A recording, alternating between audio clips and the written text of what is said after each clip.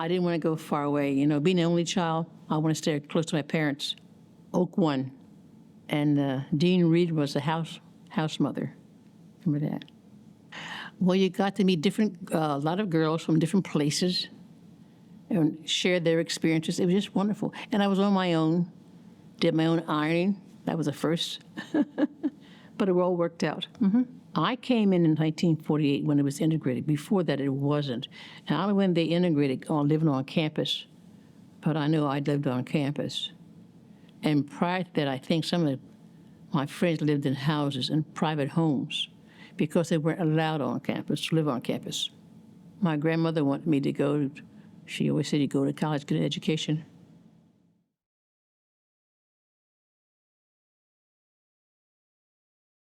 I didn't do any sports. Oh, but music, I was in orchestra.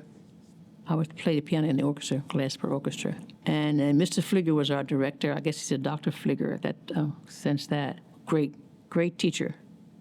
Great musician and great teacher. Well, he always explained what he wanted very clearly, and if you how to express yourself in music, you know, how the expression, you know, make it sound better. It was just nice.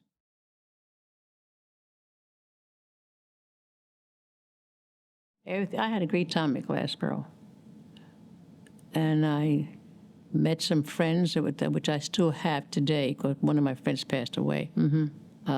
Dr. Sangri's greenhouse, and we had to have some sort of living plant or whatever to nurture. Well, I didn't have any plants, so a friend of mine caught this garter snake. I had a garter snake in a terrarium. That was my project. And it was funny because I didn't like snakes, but I had to feed that snake worms, and everybody was laughing. I had a garter snake, and then he died. And I still had to keep writing what I was doing. He was dead, and I had to still write reports of what I did every day. That's like a few days, and then I got through that. I passed the class, but he died before my paper was due.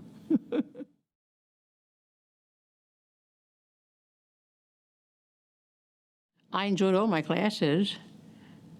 I did have I guess you'd call it an incident in one of my classes. The particular teacher had a dog. To be honest, I was the only black in the class. And every time the dog needed to go out for his break, she chose me. Okay, I got along with that. Okay, I'll accept that. However, when we were supposed to do a monologue in class, everybody was there. As I said before, I was the only black in the class.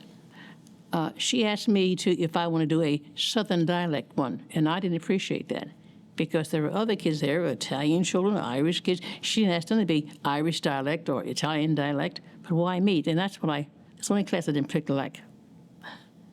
I don't think, well, things just happened that way in that class, but all the other classes were fine. I remembered it, and I don't know, it was one of those things that you won't forget. Things happen that you just can't forget.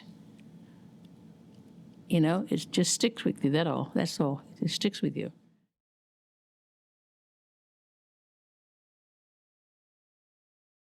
I think I've always wanted to be a teacher. I used to line my doll babies up, a little girl, on the couch, and I had a tripod chalkboard, and I was teaching my doll babies, all that, you know, had a pointer, and I want to be a teacher, just like to teach people, I guess.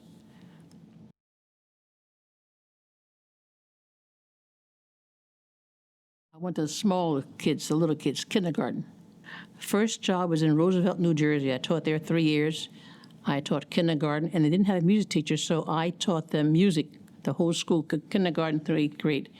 And we used to have operettas, the kids, the parents made the costumes, and I taught the music. And we had operettas like HMS Pinafore and the Mikado. We did that for the 8th graders. Then I came to Salem for the 5th grade. Then there was opening in kindergarten. I went back to my kindergarten. I stayed 37 years.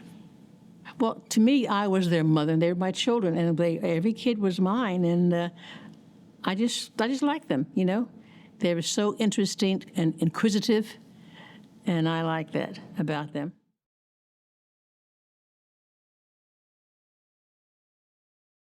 I had thought once about being a music teacher, but that was kind of odd. Because you didn't have a college that taught kids about music. You had to go to southern schools, and I wasn't going to go to southern schools, not then.